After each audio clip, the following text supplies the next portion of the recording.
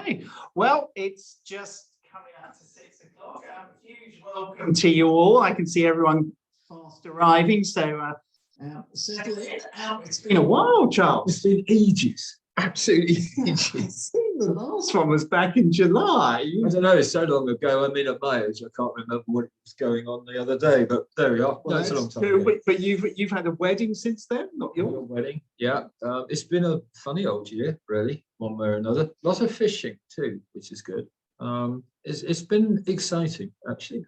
Yeah, I fished a lot. I have to say, I fished a lot to start off with. Less so recently. I've been traveling quite a lot one way or another. But I went to the States, Wyoming, and is it still there? It's still there. Actually, it's very weird because Wyoming is. For those of you who've never been to Wyoming, I strongly recommend a visit there for the fishing. It's amazing. You do it in drift boats, and it's it's the very vision of cowboy country. Snow-topped mountains, even in the summer, big rivers, the ones that the horses used to paddle across, the cowboy horses, and pine trees coming down with big rocks. And it's brilliant, bald eagles watching you fishing. It's pretty amazing. But Wyoming is actually a huge, huge state, but actually has the smallest population of any state in America. Really? Yeah. I suppose they're all condensed into Jackson Hole. That's it. They are. The Jackson Hole is actually the wealthiest county in America. I don't doubt it for 1 second. But the strange thing is, and it's because everyone's there, but they are. I mean, I went from Britain where we'd stopped wearing masks to the States where everyone was. Really? Yeah, that's quite because there's a lot of anti-food. If you go into Colorado, they won't. Yes, they won't. Yeah, no. So there we are. So that was good. So and I continued my thing, and I have yet to use a nymph yet. Really? That's a very noble thing. I haven't caught any fish, but I've used a dry fly. That's why it's called dry fly. So that's anyway, about as sharp as I'm going to be all evening. What have I got? I've got another. I said I'd do it for a whole year, so I still got another 5 weeks to go. That's right. So anyway, but it's certainly been interesting. So anyway, thanks for joining us. And for those of you who've read any of my stuff over the years, I've always had a strong dislike of the fishing license. Really, but there was more of a visceral thing. I mean, I see no reason why. I can't think of a single sport in Britain, a single pastime, other than television watching, where you are obligated. Well, they always say the Brits are very good at things sitting down sports. Yeah, we went. Don't go there. Just don't. But I have a visceral anger about the fact that I cannot think of a single other sport in Britain where you have to buy a license to participate. I can't think of one. I mean, the thing was, I can't take this from an academic way in the way Simon's going to be doing this. I'll just do it from me being stupid, really. But don't agree quite so quickly.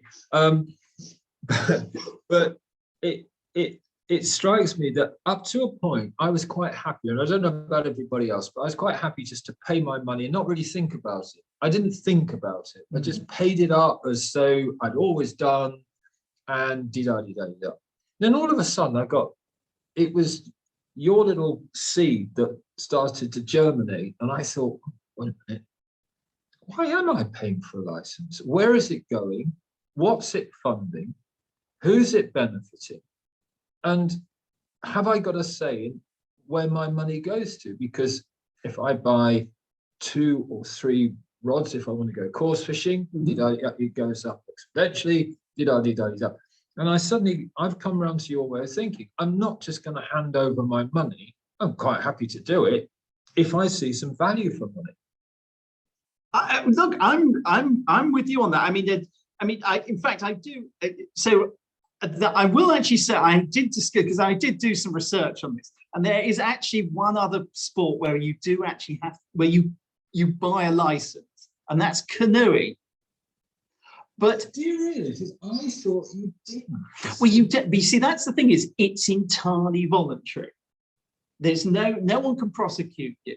The British Canoe Association, or I forget who their precise name, but yes, so you can buy a canoe license, but it's more of a voluntary donation. You know, if you look at that, if you say, right, we're not going to have licenses, or let's do away with the situation whereby you have people controlling and patrolling people looking for licenses.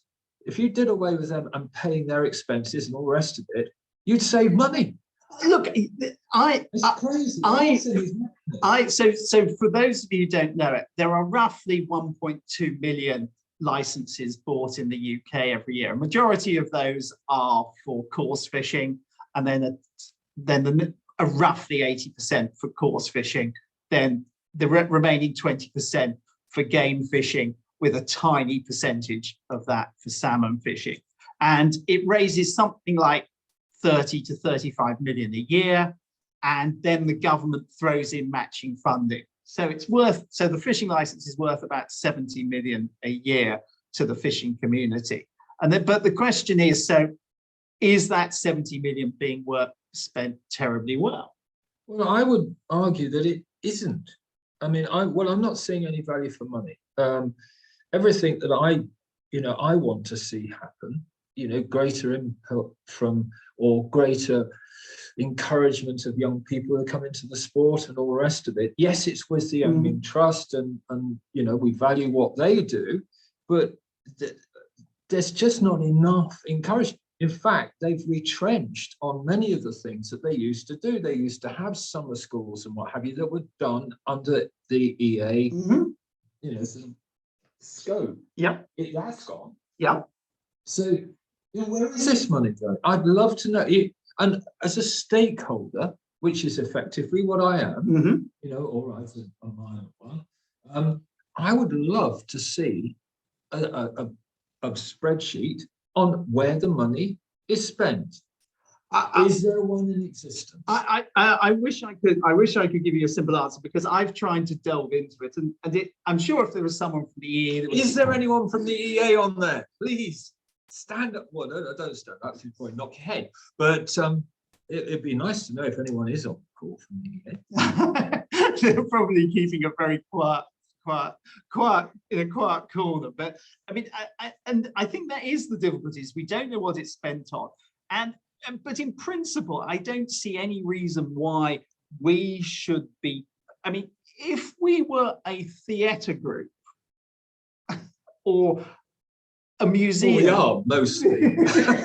Well, I see your casting. It is a great work of art. Fiction, I would say.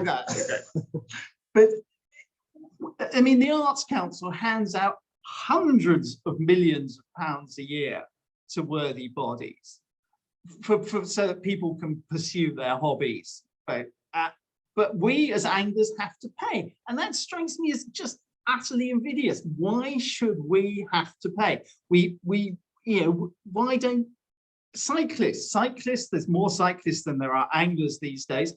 Cyclists, like, we receive the benefit of roads, we receive the benefit of rivers, but cyclists don't have to pay. But we do. That strikes to me as a fundamental injustice. And when you consider the vast amount of government expenditure these days, to actually say to anglers, okay, that's 35 million that the government's not going to get, we're going to find it from somewhere else, doesn't strike me as a big amount of money. And I did actually do some research a couple of years ago, because of course there are prosecutions for people people who don't buy a license. They have to go, they take bailiff time, they take police time, they take Department of Public Prosecutions time, they take magistrates time. These thousands, I did try and work out, and I reckon by the time you take all the costs of collecting the license fee, all the costs of enforcing the license fee, I think it's probably worth net 4 million a year. So it really isn't worth it.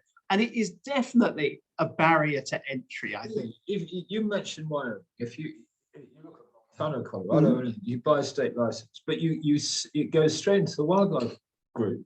Yes. And you know exactly what they're doing because they post on their water what they're doing, how they're doing it, more or less, and you can actively see some bang for buck. Yeah. In that case, literally.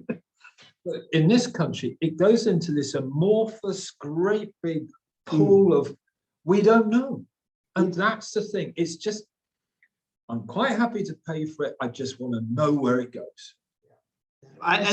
Really. And sorry.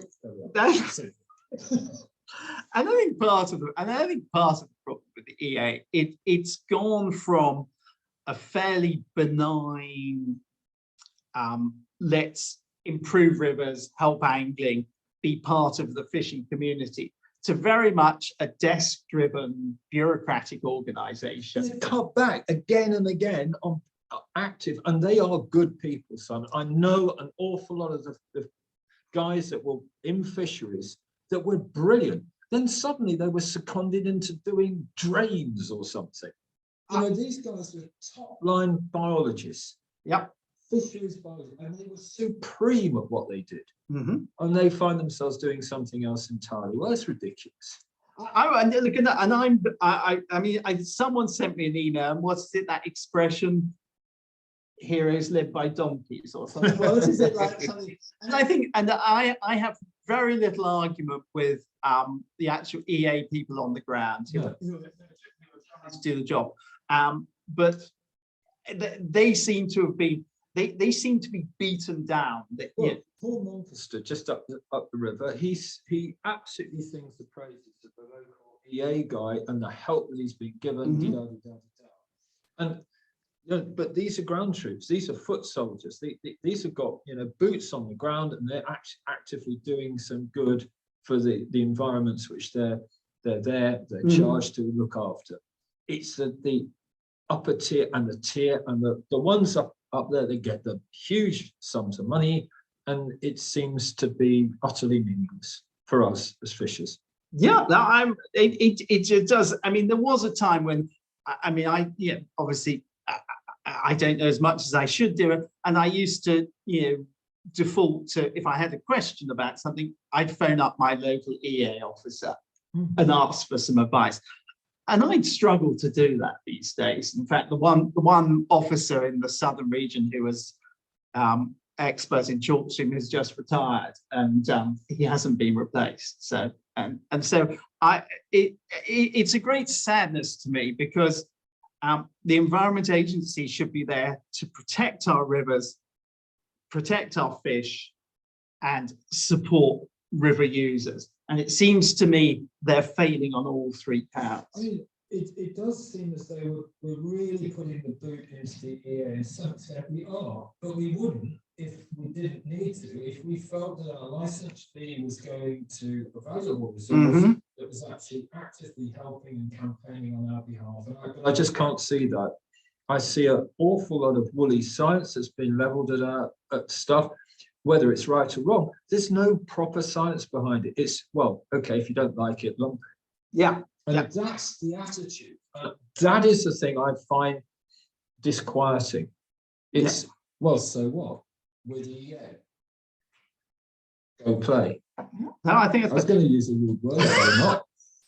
So while we're there, if I've got the chat room open, so if you want to ask a question, we'll throw it open to everyone a bit later on. But if you've got a question or a comment to make, just use the chat for the moment. I'm expecting a whole splurge of stuff here, because this is something that affects us all. It really does, and people are going to have an opinion about it. And I'm there to be persuaded that I'm wrong. I'm totally wrong, and I'm just carry on, Jardine. Pay your fee. I mean, here, John Dart makes a fair point here. The EA staffing has been cut by 60% by this government. Cut them some slack fees. I mean, I'm sympathetic to their plight, but our license fee hasn't been cut by 60%.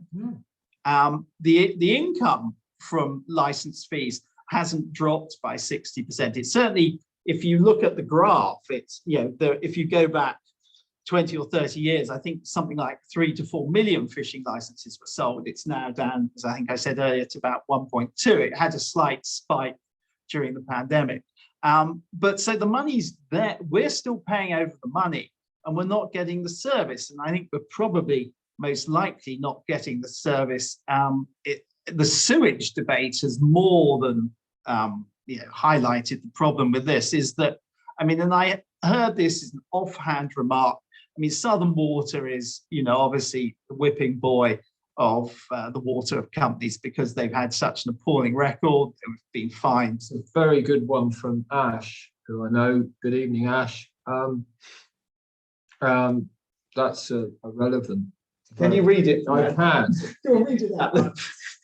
I'll read it if you can. No, well, you're nearer. My feeling is that the EA carry out too broad a spectrum of tasks. Wouldn't the license fee be better going to specialist organisations such as the Angling Trust? Well, Ash, to some extent, they do receive some money from the EA.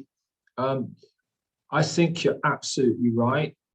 We've got Sean Leonard on the call as well, and I think probably, if one was looking at wild fish or wild trout research, why not give it to the Wild Trout Trust? I mean, that seems a sensible portion of money, and work it out that way. I think you're absolutely right. Give it to the people who know what to do with it. I've done. So the remit of the Environment Agency ranges from everything from nuclear waste through to fly tipping. Probably see my fly box. I'd never tip you for your flies, but so you have to have a certain amount of sympathy with Howard Boyd, who's the chairman of the who's chairman of the EA. You imagine sitting on her desk one day as some plea for for $1 million for fisheries and a plea for £1 million for some nuclear waste protection thing. What are you going to do? Well, we're back to what Ash says. You basically diversify and you say, we can't handle all this. We've got this money. We've got a pot of money. We're going to put X amount here in the organizations that are best enshrined to look after it. So what do you think? Do you think there's one single task that the EA should be carrying out today? What do you think that one single task should be? I've always seen the EA as looking after the quality of water in this country. That's purely it. Not fisheries, not anything else, but looking after or overseeing the well-being of waterways in this country. End of. And on that, I entirely agree. I mean, my view is that the responsibilities of what should be curtailed. I think I think everything to do with rivers and water should be hived off from the Environment Agency. Go up on that one, because we go above Michael, that's quite interesting. Someone mentioned about the dog license. You don't have a dog license anymore. I wouldn't have a problem with the fishing permit if, like the extinct dogs, it encourages a sense of responsibility of fishing and a bit of understanding about damage caused by taking fish out of season and using rubbish bait on, where are we? Rubbish bait on chalk streams. Oh, yeah, that's good. Yeah, so that's gone. The marshmallows have gone. But there's some relevance there. I don't think you can ever finally or expect an EA to finely tune it to that extent. I think angling responsibility is down to the angler. Yeah, I don't think it's necessarily down to it. I mean, even a dog owner, yes, I accept that, but there is an awful lot of bad dog owners. Yeah. So probably one of them. But I mean, coming back to Ash's point, I think it's time for all those responsibilities for rivers to be hived off. We can call it anything you like, but it has to be pure water authority. Yeah. And I mean, I personally, though many of the rivers I'm involved in down here in the south are going to be major beneficiaries of the £90 million Southern Water Fund that's being used for restoring chalk streams. I have to say, I think that money's being spent in the wrong place. I would like to see, and it's been proposed elsewhere, is a monitoring of every single river in England and Wales. It's different in Scotland, Northern Ireland, to ensure. So we have a benchmark of what pure rivers are, and just so that if we knew in real time what was happening in every river, we would then have an opportunity to find perpetrators. You know, people are doing wrong things, and we'd have an opportunity to start just getting rivers back to where they should be. No, I absolutely agree. But all I was going to say is that we're very fortunate here, and sitting in Nether Wallop, we're surrounded by chalk streams, surrounded by beauty, and we're always going to be, to some extent, the focus of people's efforts because we shout the loudest. But I fish the Usk. If you run across the Usk, you see so much detritus that wasn't there when I was a kid.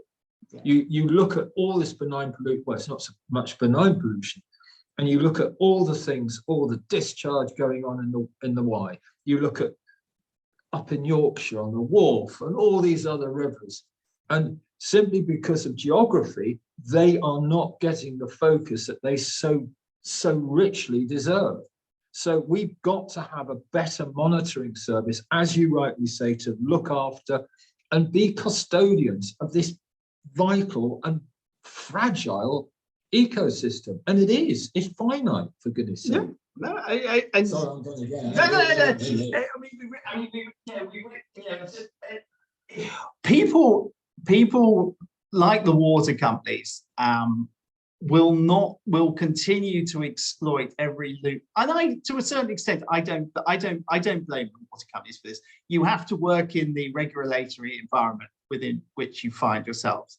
But if they think they can get away with it, they will try it. They'll take it to the very limit. And so what we need to do is we need to have a monitoring and a fining system that works. And we have enough environmental legislation on the books to actually create pure rivers. The problem is that the EA is, either for reasons of inertia, or maybe because of reasons of funding, or maybe because of administrative reasons, simply is not monitoring our rivers in a manner that prevents people from creating the pollution that's killing our fish and killing the ecology of rivers. I think what Bob's just said there, Bob, that's very telling. They don't have a rod license in Scotland. Are we better off in England? I'll just add Wales to that.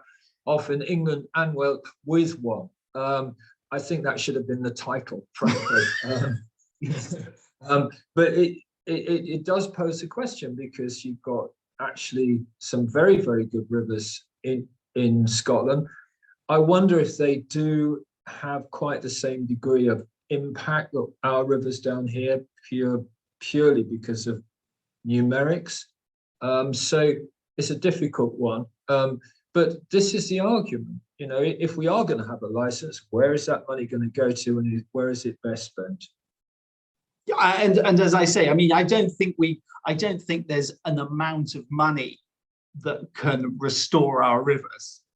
I don't think that amount of money exists without actually preventing the pollution that goes into. Oh no, I absolutely. This is a hand in glove operation. I mean, it can't possibly just survive just on its own. It's got to be everybody paying into this, literally paying into it. Yeah, yes, I mean, and you know, we have to have this clear monitoring where the pollutions come from, and a clear principle that the polluter pays. Well, it is actually quite a simple thing that you have the EA monitoring the situation. If they found something that is egregious or just ghastly, then you go to another body that can actually put it right. It's a simple couple of steps thing. Okay. Now, I'm oversimplistic here, and I'm utopian, but I like to live in this little world called utopia, frankly. Well, if we don't shoot for the moon, you know, if we don't ask for this, nobody's going to give it to us. No, but it's about time as stakeholders that we actually start saying, look, this is what we require from you. But that's just you and I? Is it what people out there would like? That's the important thing. I mean, you're the stakeholders as much as we are. Well, and I think it's pretty clear. I mean, from the Fergal Sharkey and the whole sewage thing, is that there are a vast body of people out there, not just anglers, surfers, canoeists, wild swimmers. Suddenly, of that dreadful word, stakeholder, it seems to me suddenly, after years of just pushing the agenda, trying to explain to people that rivers are being polluted on an industrial scale on a daily basis, people are finally starting to understand that. And our job as anglers is we can't make exceptions for ourselves, but we have to find a way of showing that to show people the way to preserve our rivers. So let me give you a story here that I took Fergal to the river that I grew up fishing in Kent, Little Stir. And I suspect one or two of you have heard this story. I hope, and it bears telling again. It was once a chalk stream. I mean, it was an odd river in as much that it was fueled by springs right at its head, very, very short. And it did dry up occasionally because the springs just failed. We don't know why, but they did. But we had water so clear, so pure that we even got rainbows breeding. And so there was a flow, there was everything that you'd want. You had fantastic hatches of fly, you got great burgeoning amounts of gammarus. And I took him there and we went, I hadn't been back for years. All I saw was encroachment. I saw reeds. I saw a dried up, muddy cesspit of a river. I think we saw one fish that for over the course of maybe 5 miles, the headwaters where the Normans had the blessing of the water, that had grown in so much that it was just, it looked as though it was a muddy puddle in an urban setting.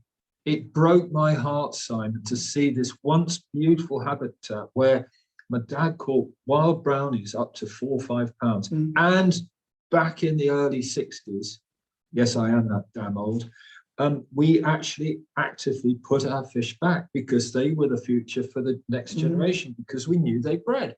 That's no longer more. So you can kill a river, you can't bring it back. No, and undoubtedly. I mean, and the two big problems for most rivers are pollution and abstraction. Well, we found that on this river there was so much detritus coming in from sewage, so much abstraction, it couldn't possibly survive. No, there's definitely a tipping point with rivers. There really is. It couldn't survive. It's like the ocean. It's so sad.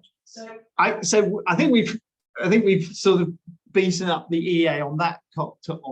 So I think shall we start talking about the stocking thing? Yeah, I do. I mean, I'm actually going to pull back on this one. You go. I'm going to do, well, first of all, before we do that, if you think the EA is worth your license, can you just do a thumbs up signal on your screen and we'll have a quick count up. We'll do a poll that way. So what was the question again, Simon? Do you think the EA is worth your license? If you think it's worth your license, put a thumbs up, hit the thumbs up button. Well, Hugh's in favour. That's good. There's not many others. Just scroll through and I'll look. Do it on the is that on? That's not on there. So, okay, in percentage terms, 1 person out of 10 thinks the EA is worth its money. Ooh, say that was on a sticky wicket. So there we go. All right, so moving on. So you may have read or heard about, there's been some rumblings about stocking policy. And I mean, I'll tell you what I know and what I've experienced. It first raised its head so just to give you some history. So in up to about 6 or 7 years ago, if you wanted to stock a river, every year you had to apply for what was called a Section 30. And you spoke to your local EA officer and he'd generally come and visit your bit of river, and you'd explain the type of fish you wanted to stock and the numbers you wanted to stock and the weight.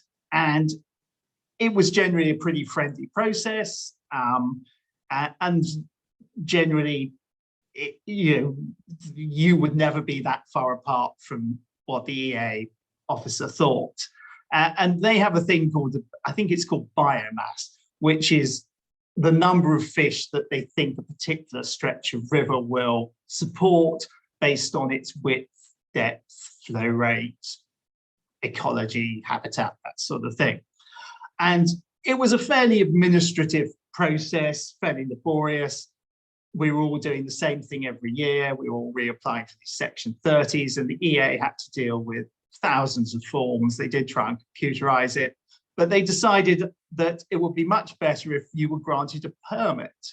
And so essentially we all reapplied for a Section 30, an annual Section 30, on the basis that that will be converted into a permit that will continue in perpetuity at the gift of the EA. And that was 6 or 7 years ago. And so we all applied for our permits, we all got them. And so each year we just carried on stocking as we had been previously. But then about 2 or 3 years ago, a couple of my fishery owners were phoning up and said, Simon, I've had a very odd call from the Environment Agency, from the local officer. They want to know how many fish we're stocking and how many are being caught. And do you know what this is all about? And I said, really, no. And it didn't seem to be happening everywhere. In fact, it seemed to be fairly localized. And so the conversation went on. And in the end, a few fisheries found themselves 2 things happening. First of all, the number of fish that they wished to stock or had historically been stocking was reduced. And also, there was a lot of pressure on the same fisheries to reduce the size of the fish they were stocking. And this didn't seem to be driven by any national policy, and it didn't seem to have much science behind it. It just seemed to be the opinion of the local officer. And some owners started to push back on it, and then it started to snowball. There were more and more fisheries being asked the same questions, and the same results were coming in. Is that the local officers were saying, you need to stock fewer fish. When asked why, they say, well, it's part of encouraging what the wild trout population. That seemed to be the overriding reason, which seems to suggest that they'd received some pressure from outside the agency to do things that perhaps they wouldn't necessarily have agreed to do otherwise.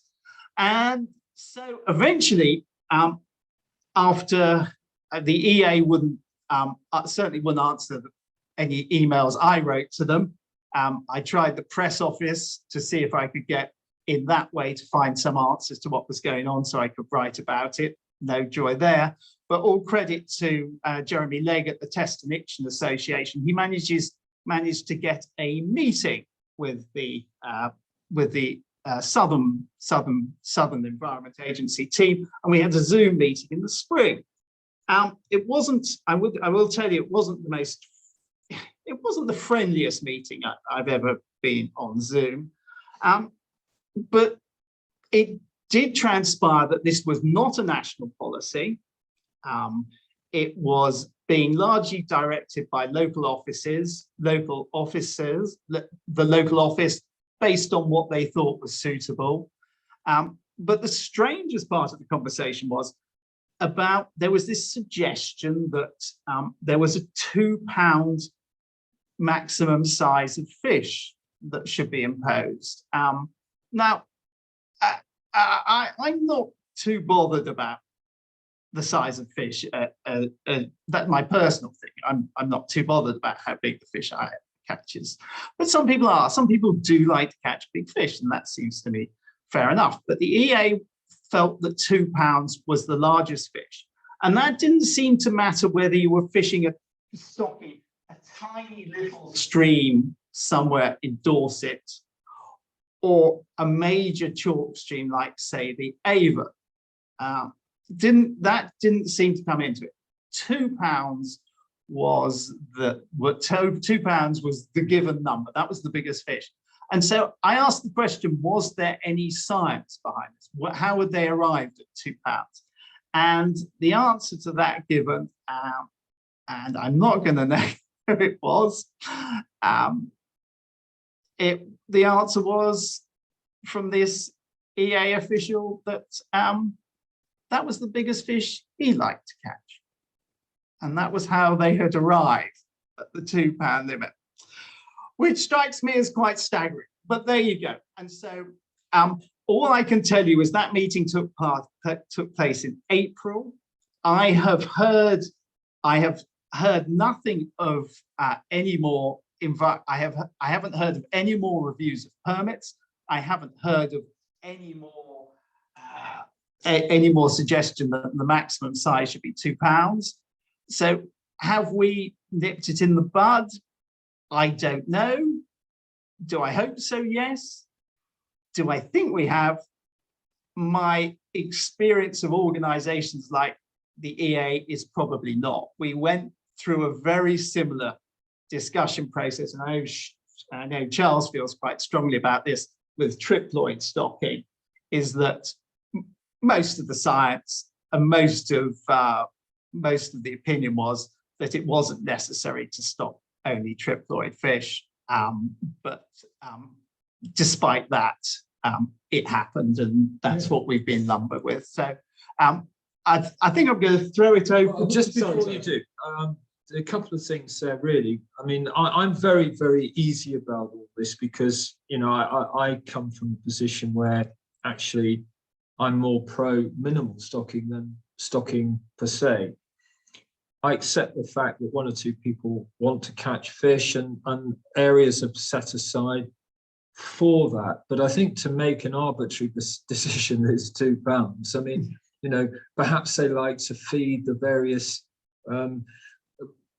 carnivorous animals or piscivorous animals that actually like that size. I don't know. But again, it seems I wouldn't mind any of this if it's based on science.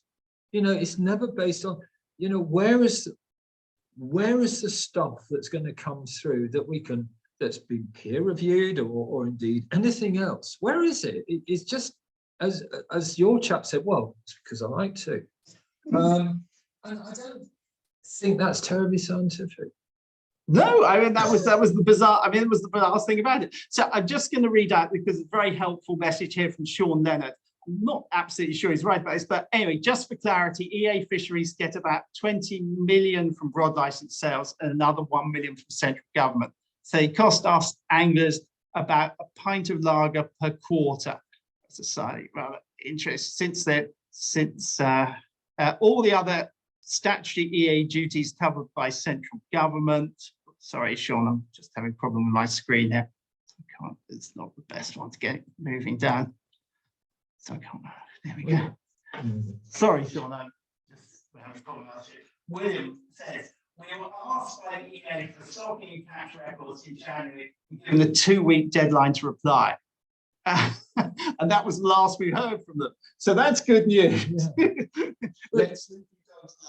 You know, I think that's, you know, I hear what Sean's saying, and he's generally pretty safe on his figures. I mean, but you know, are we looking at coarse fishing figures here, or are we looking at game fishing figures? How are we looking, and how are we viewing this? And it might be just a pint of lager. I don't personally drink lager, but nevertheless, I would like to see where that money goes to. And I'm just not convinced I've got the right answers. That's just me. That's fair enough. I mean, Hugh says, my club has received grants from the EA in the past for fishery improvements. No funds at the moment, though. Exclamation mark. The fisheries officers are very good people. I don't Yeah, think. they are. I go along with that. The excellent people. I mean, and I don't think, and genuinely, I don't think the EA officer who proposed the £2 limit did it with anything other than good intentions. The problem is, it's just one person's view but it's a very But important it's the implication down the line. exactly, and he's an important member of the EA team. His view counts for a lot, and he can influence decision. He can influence policy through his own personal beliefs, which strikes me as wrong. We're back to this whole business. Base it on something, give us a reason, and we'll buy into it. Yeah. Okay. So there we go. And where else? Why my screen's being so difficult today? Try it on here. Oh yes. He's a genius. Ah, oh, he's a genius. Right. What's it? There was something. The total income figures to EA Fisheries annual fisheries report. I will share that when I put this up on. Oh, there we are. All right, here we go. There's someone here who's written about. How is that? That's today.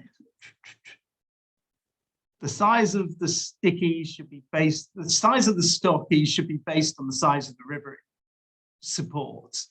It will vary from river to river. It's not rocket science, just environmental science. The test has never had a lot of 4 to 9 pounders. There we go. And that was one more here.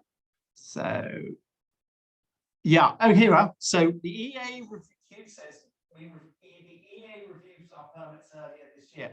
We were told the target maximum was 1 kilogram, about 2 pounds. Okay. So that pretty well supports what was going on. So Michael asked, how does the size impact on the number of fish a fishery can stock? Bigger fish means more costs, so less go in. Yes. Okay, well, I mean, our biggest, usually our third biggest cost of any fishery behind labor and general maintenance is stocking. And generally what you do is I can think of very few fisheries who stock huge fish. Sorry, a lot of huge fish. What you'll generally do is you'll put in a group. The vast majority of the fish will be, I don't know, 1, 2, 3 pounds, depending on the nature of the river.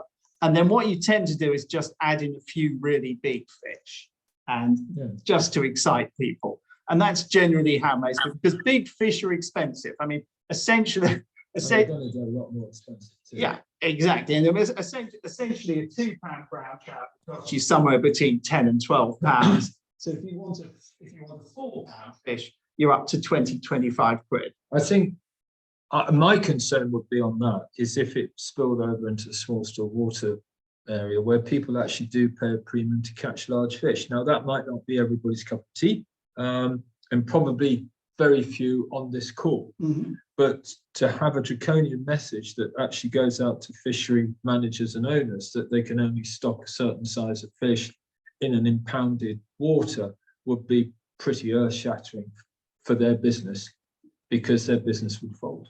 Yeah. And how are they going to support those people that they put out of business? They're not going to. Well, I would actually say much the same thing actually applies to a river, because there are plenty of river fisheries who've made their name out of stocking large fish. I think my question to Sean, and he always makes a valid point, is does he feel that the EA are doing a good job? I don't know. If Sean wants to talk, he can unmute himself if he wishes. Are they doing a good job for fishers? Hi, Simon, Charles. Are they doing a good job? Well, what I was trying to do there was disaggregate the sort of general chat about EA from the fisheries function, because once you start to get into the sort of anti-pollution work, etc., that isn't a fisheries function. That's somebody else within. No, it's not a fisheries function, but we're talking about the EA and what happens to the money. Yeah. My question to you, Sean, is are they doing a good job for anglers? So, Charles, with the guys I deal with on the ground, I think for the cost of, and I use that very crude figure, a pint of lager every quarter, I would say it's fine. Because I deal, for example, in Hampshire. I was out on the river with Dom Longley yesterday, who's assessing with counters, runs of salmon and sea trout into the river. That's very, very important information for managing the fishery. So I would have thought, for me personally, to be paying 20 quid a year, so that's 1 million anglers, 20 million pounds of income. That's where I got my 1 pint of lager every quarter from. I'd have thought that's a pretty good return. Do I think that EA corporately are doing a good job in terms of protecting our rivers? Well, the evidence is there that that isn't happening. But that is nothing to do with the fisheries function per se, because the big issues for our rivers are things like pollution, like habitat degradation, some of which is historical, some of which is modern day, and our rivers are not being protected. But well, let's put it another way. If I, as an angler, wanted to choose where my money went, given that it's my money, and we mentioned this earlier, would I not be better giving it to the Wild Trout Trust via the EA to look after the sort of rivers that I fish than anything else? Would that not be a better spend of my money? Well, It's putting you in a very tight corner, because no, I mean, we could definitely use the money more efficiently, but that's a government agency on a huge scale, which has got massive bureaucracy and overhead. So but then I think that's the whole thing, Sean, that, you know, we're looking at this quango that is running every which way, looking at every kind of conceivable thing, from nuclear through to sewage through to fisheries. And can it cope? Well, clearly it can't. So, you know, wouldn't it be better that, you know, where we've got the money going in via anglers, is that it goes to organisations best placed to look after that money? That's all I'm saying, I think. Well, thank you, Sean. It's good to hear. Charles's shroud waving, says John Dart, regarding stocking size into impounded waters. Their policy of limiting sizes for rivers whose natural stocks we are trying to benefit. Trout eat par and big trout eat more par. Well, it's very interesting, John, and I'm not quite sure shroud waving. But anyway, there is a study out there that examined the impact of stocked fish on the wild trout population. And generally the three horns of which, the three reasons for not stocking fish is that they outcompete the native population for food, they outcompete the native population for habitat, and the par. And the evidence is that they don't outcompete the natives. The natives are far more wily. They don't outcompete them for food, because there's usually plenty of food.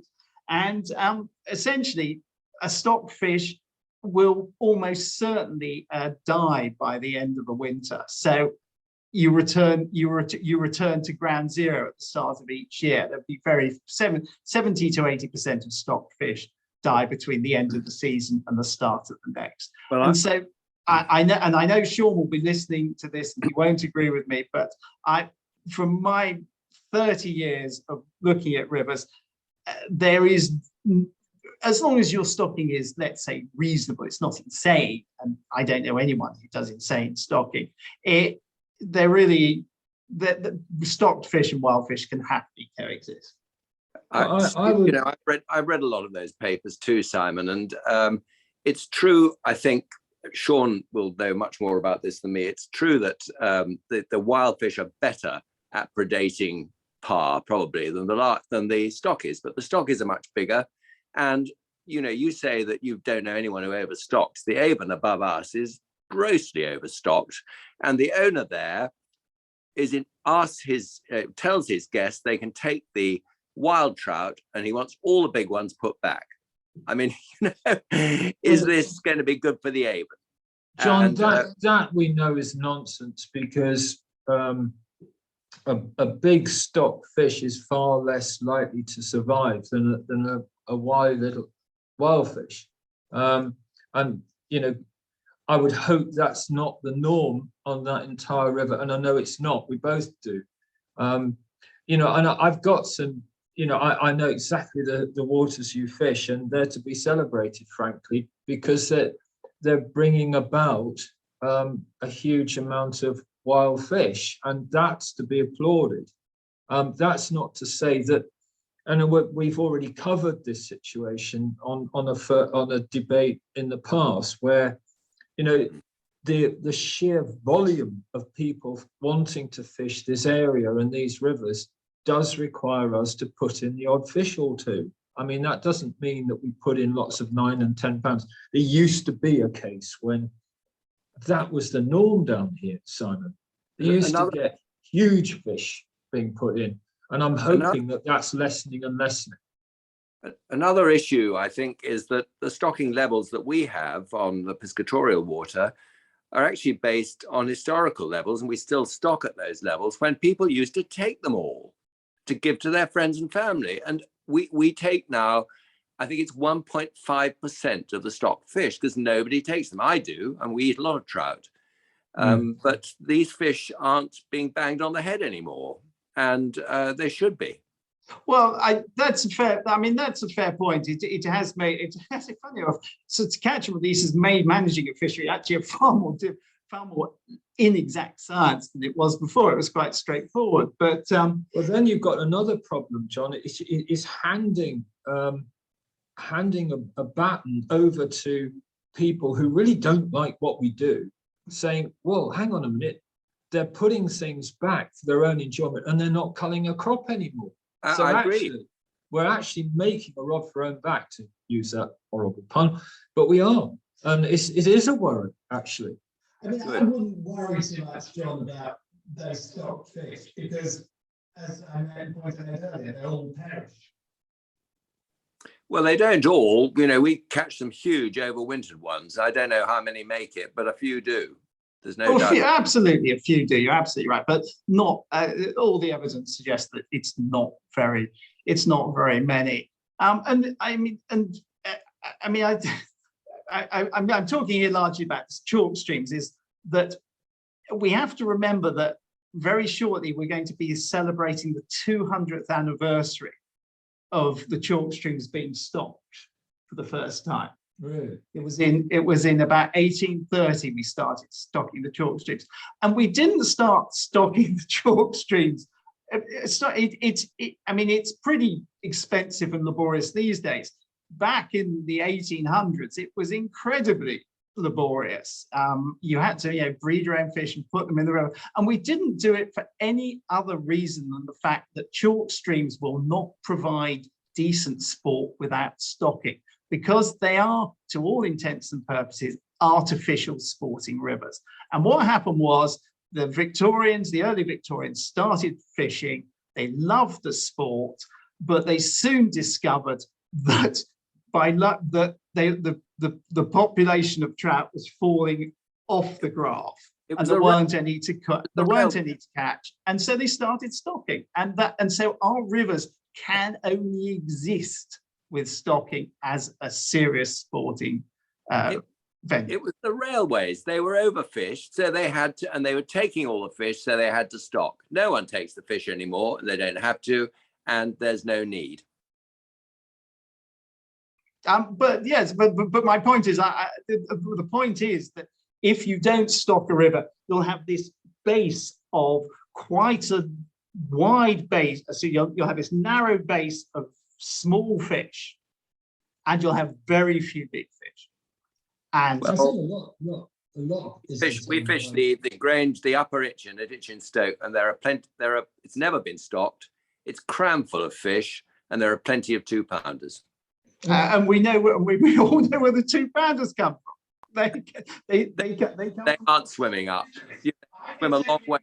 Winchester.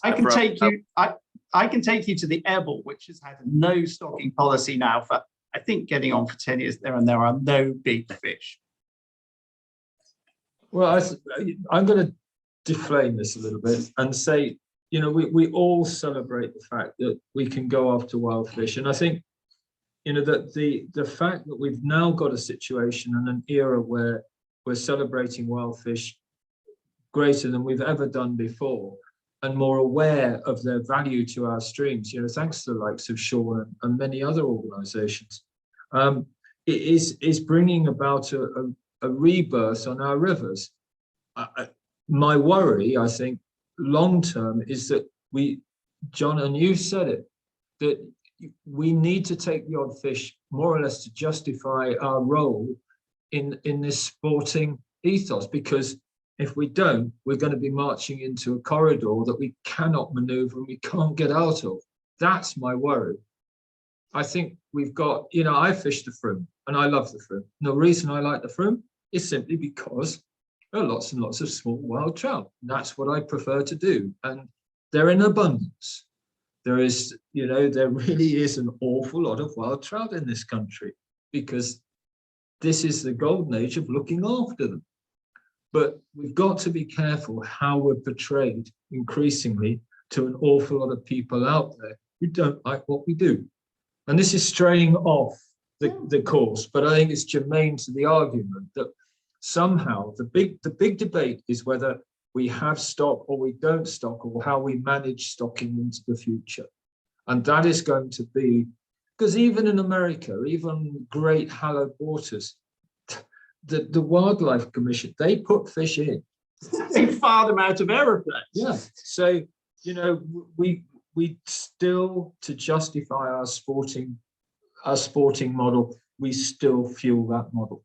It's interesting. I mean, I just want to read out the messages, but I'll just add one thing. I was reading the other day that in Switzerland and Germany, catch and release has been made illegal. Oh, yeah. And so I was illegal in Germany for ages. I mean, so it's, you know, That's not to say they don't do it.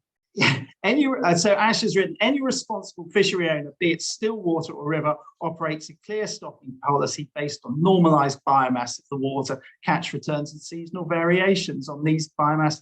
These fishery owners, I suggest you look back at fishing. That's the most learned thing that we've seen for a long time. Ash. Thank you. Suggest you look at Sorry, I can't read that. Is it true? Michael asks, is it true that once you stop stocking, you cannot resume doing so? Michael, the answer to that is if you voluntarily rescind your permit, as a group of Itchen fisheries did, no.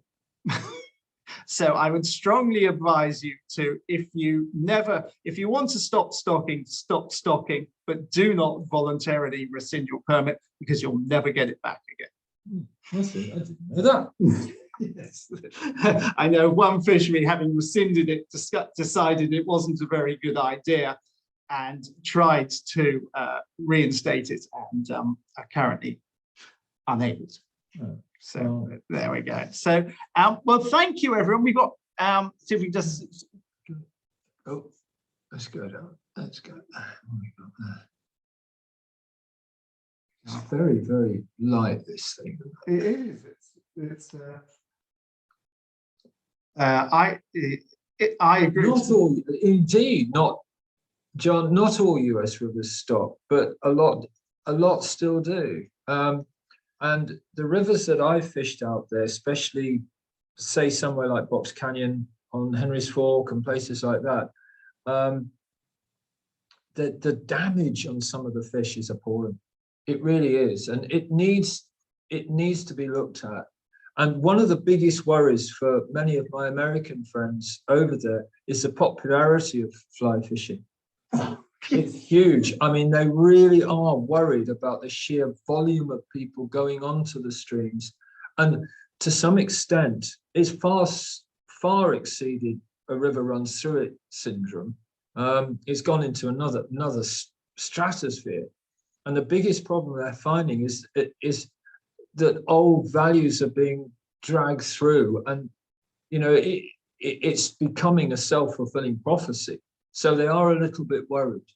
So whether they're going to actually have to look at a way of operating that we do, And Montana is actually looking at the amount of drift boats that go onto a certain section, etc., etc. So they're limiting the amount of anglers that are going onto that water, and they may well go into a fee-paying situation at some point, I think. Bob here writes, a club in Northumberland, of which I remember, stopped stocking and almost ceased to exist as it lost many members. On the reintroduction of limited stocking, membership increased again and is healthy again. So that's good. This is very depressing, but I'm going to read it. To tie in the two elements of this discussion together, will there be any point stocking our rivers in the future, given the falling water standards, partly caused by poor EA? Right. And it's good night from us. I think, Ash, you have probably summed up the situation. Perhaps you have to keep stocking because of falling water standards. Would anyone else? I mean, we usually stop about after an hour. But would anyone else like to ask a question? We'll probably take three. If three more people would like to jump in, say something, people who haven't said anything already. Just anyone wants to make a point? Whilst people are making up their minds, I would just like to thank everybody for their erudite views on this. And Sean, John, you always make a wonderful contribution. And you know, we really do thank you for that, because these are just my own personal views. And that's not to say I'm not open to change. If you don't change views based on common sense, then, you know, really, you shouldn't be perhaps sitting here. So to everybody that's actually made a telling contribution, thank you very much. I mean, it opens our eyes to what other people are thinking. And that's not to say, you know, we're right. It could be we're totally wrong. It's my abiding worry is that all I want is to see our rivers as pure as they possibly can be for the generations that I'm looking to bring through with fishing for schools, my grandchildren, you know, and so forth and so on. That's all I care about. Yes, I worry about me catching a fish next year. Of course I do, but that's part and parcel in the future as well. So thank you, everybody. Yeah, and I'm glad. I mean, it's great that we can have these discussions. We don't always agree, but that's all part of the fun and frolicking of fishing. So thank you for joining us. Tell your friends. I'll post the recording up on YouTube and the podcast up on your local on your podcasting service. You'll be able to get hold of it. Tell your friends about it. There was a very useful link there from Sean Leonard from the Wild Trout Trust. I will put that in so you can have a look at that. And well, thank you, everyone. I would just say, closing, Simon, that don't just keep the comments to now. If you think of something that you think is germane to the argument, for goodness sake, come in, say something, because it really does help educate us, me especially. I need all the help I can get. He doesn't. He does. But seriously, it is about debate. It's about good debate. It is, and we don't do enough of it. No, we don't. Excellent. Well, thank you, everyone. Have a great week, and we'll see. It's lovely to be back. It's lovely to see old friends. Thank you very much. We'll see you once before Christmas. Yeah, we definitely will. Night, everyone. Bye.